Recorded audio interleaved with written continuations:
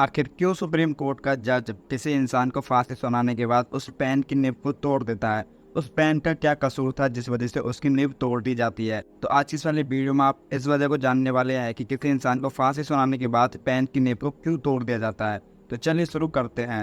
India में अगर कोई सबसे बड़ी सजा है तो वो है फांसी की सजा। जब भी कोई जज किसी इंसान को फांसी की सजा सुनाता है और जब वो उस इंसान को फांसी की सजा सुनाता है और डेथ वर्ड लिखता है, तब पेन की निब को तोड़ देता है। और वो जज इस आशा के साथ उस पेन की निब को तोड़ता है कि आगे जाकर कोई भी इंसान ऐसा जुर्म ना करे जिस वजह से मुझे उसको फांसी की सजा सुनानी पड़े। और जब इस पेन की निब टूट जाती है तो वो संकेत देती है कि अब इस फैसले को खुद जज भी नहीं बदल सकता। यानी कि जिस जज ने उस इंसान को फांसी की सजा सुनाई है तो वो जज खुद भी इस फैसले को नहीं बदल सकता कि इसकी फांसी को कैंसिल कर दिया जाए। इस फांसी के फैसले को सिर्फ और सिर्फ एक ही तरीके से बदला जा सकता है और वो तरीका है संसद के द्वारा। अगर संसद कोई नया कानून लेकर उस फैसले को कैंसिल कर दे तभी उस इंसान की फांसी की सजा रोकी जा सकती है।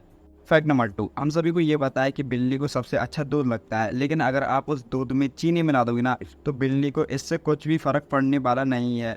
यानी कि अगर आप एक जगह ऐसा दूध रखते हैं जिसमें चीनी मिली हुई है और आप दूसरी जगह एक ऐसा दूध रखते हैं जो कि बिल्कुल फीका है, तो बिल्ली उन दोनों दूध में अंतर नहीं कर सकती कि कौन सा दूध मीठा है कौन सा दूध फीका है। क्योंकि बिल्लियों में जो मीठी चीज़ होती है ना उसको टेस्ट करने की क्षमता ही नहीं होती है। आप उनको कितनी भी मीठी चीज़ खिला लो उनको वो फीकी ही लगेगी, क्योंकि उनको पता ही नहीं होता कि मीठी चीज़ होती क्या है। फैक्ट नंबर 3, क्या आपने कभी ऐसी साइकिल देखी जिसमें पैडल ही ना हो? तो फिर उस साइकिल को चलाएंगे कैसे? तो इस साइकिल को देखिए, ये दुनिया की सबसे पहली साइकिल है और इसको 1817 में बनाया गया था। अगर आप इसको नीचे से गौर से देखोगे ना तो इसमें पैडल ही नहीं है। इसको चलाने के लिए पाँव से धक्का देना पड़ता था। फैक्ट नंबर 4, जापान में एक कैरियन जाति के कौवे पाए जाते हैं और ये कौवे इतने ज़्यादा समझदार होते हैं कि ट्रैफिक लाइट से अपना काम बना लेते हैं।